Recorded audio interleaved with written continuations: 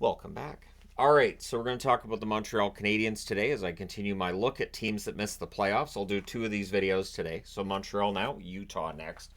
And for the Montreal Canadiens, this season has to be seen as a success. Now, they don't make the playoffs. They finished 30, 36, and 16 for 76 points. However, 8 points better than last year. Last year, they had 68 points. So the improvement is there.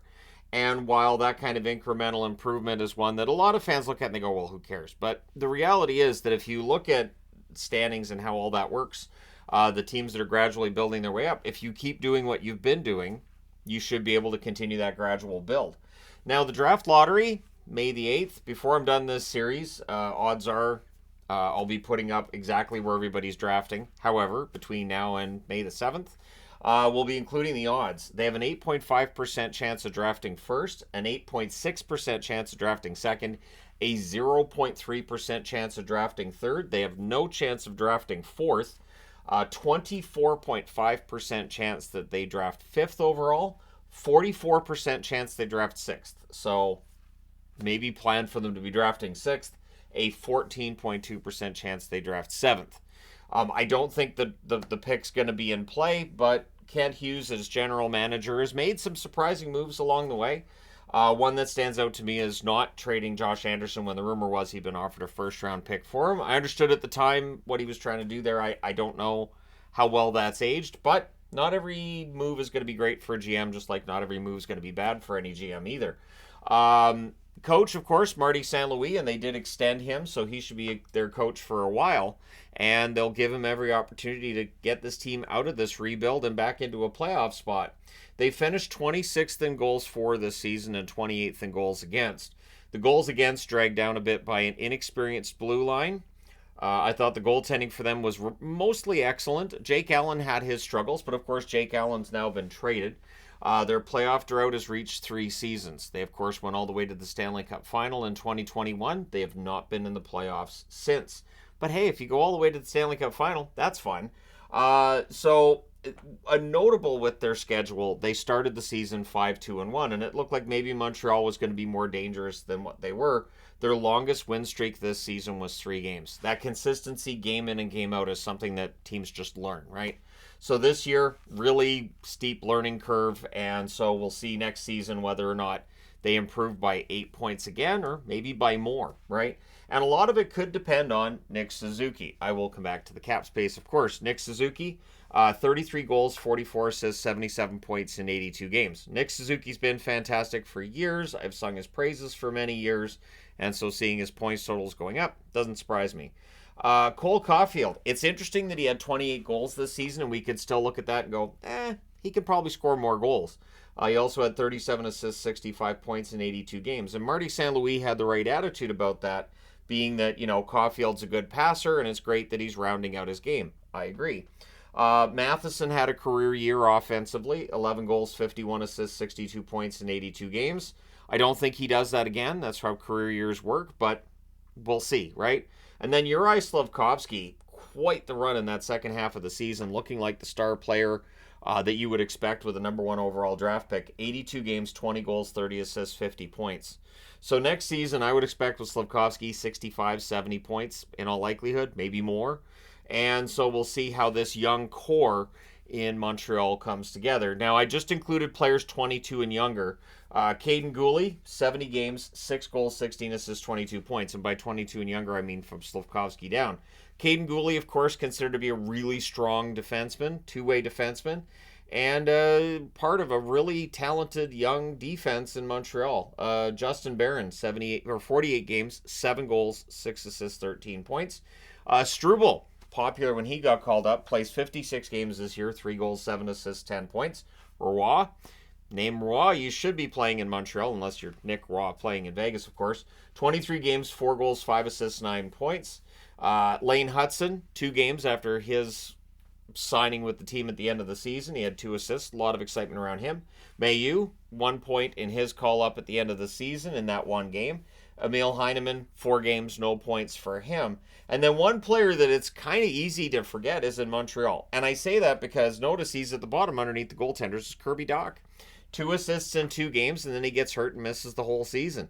So almost the whole season other than the 2 games.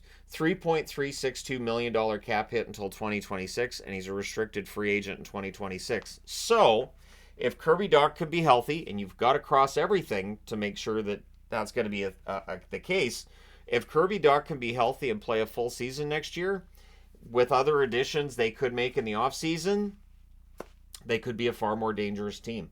So Montreal's in an interesting position with goaltending because they still have the dead cap money with Carey Price on the books till 2026, and again we'll come back to that. But Montembeault has now taken the spot as the number one goaltender. Does he remain the number one goaltender next year? 16, 15, and 9 record with a .903 save percentage. But man, Caden Primo was fantastic down the stretch. 8, 9, and 4 record with a .910 save percentage. So Primo, I think, is going to fight for that number one overall spot. Maybe they rotate goalies and they have a 1A, 1B situation. But it's going to be interesting to see who wins that battle. Montembeault finally getting a chance to be a regular in the NHL, and Caden Primo rewarding Montreal for their patience with his development. So on the way, you still got defenseman David Reinbacher. You've got goaltender Jacob Fowler amongst their prospects, but most of their top prospects are in this area right here. Most of their top young players, obviously Slafkovsky, I think one of their most talented players, age 22 and younger, keeping in mind not all of them have played yet, so that's why I'm hedging a bit by saying one of the most.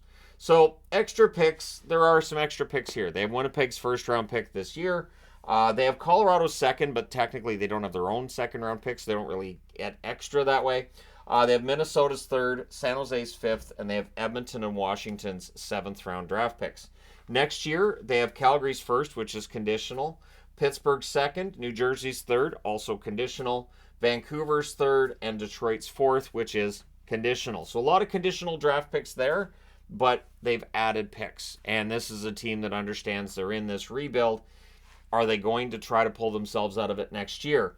Now, there's some pricey players when you're looking at the contracts. So you've got Gallagher at $6.5 million, his cap hit till 2027.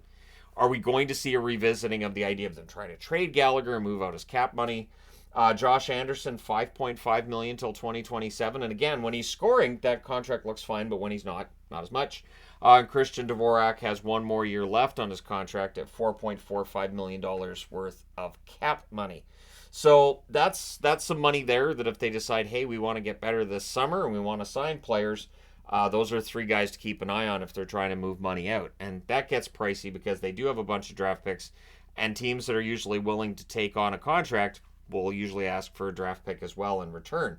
Now, pending unrestricted free agents, not a lot here because they would have sold at the deadline. You got Tanner Pearson, who had a really good start to the season, and then, just Tanner Pearson things with injuries and everything else go on. Colin White had some games in Montreal, very likely just goes to market. We'll see if he gets brought in on a contract by somebody or if he ends up being a tryout, what happens there.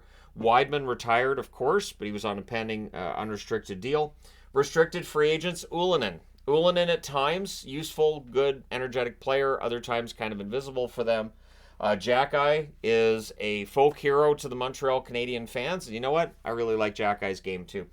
It's a shame he's not a Bruin. It kind of feels like his game would be kind of right up there with, the old school Boston game. But it works for Montreal too. Montreal's had some toughness in their past too.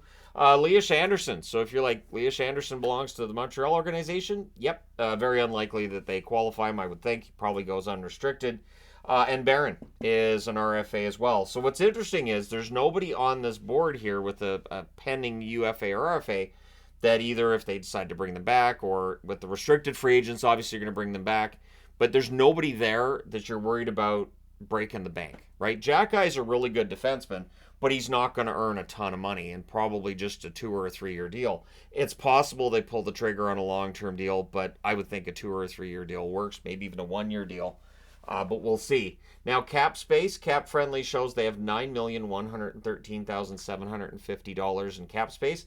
I do believe that Carey Price's contract is included with the lack of cap space there. So that's $10.5 million for Carey Price, and that contract runs until 2026. He's not going to play again, but he won't retire either until that contract's all paid out. So, and I've mentioned this before, I'll mention it again here. I don't have a problem with that. I really don't. I don't have a problem with a player wanting to get paid the money when they're hurt. If they're not good enough, then I can kind of understand it. If they're mired in the AHL, but still, you sign that contract, you play it out. So in this case, Price's contract basically is there. It ends up on LTIR to start the season. It's just a bit of a headache for the GM and the accountants here and there. But for Montreal, they're not likely to be a team right up against the cap next season. Again, none of these guys are going to be overly expensive, and I don't know that they're going to be very aggressive in the free agent market. If they want to be aggressive in the free agent market, one of these contracts probably has to go. But for Montreal, it's a fascinating time because they are doing this rebuild process. I can't remember the last time Montreal did like a full rebuild. They've always been a team that if they miss the playoffs, the aim has seemed to be one of, all right, get back to the playoffs as soon as possible. And so far, I think this rebuild's been pretty successful. And we'll see how much more successful it gets with the draft lottery. If they get the number one pick, if they get Salabrini, that could be a really, really solid pick for them.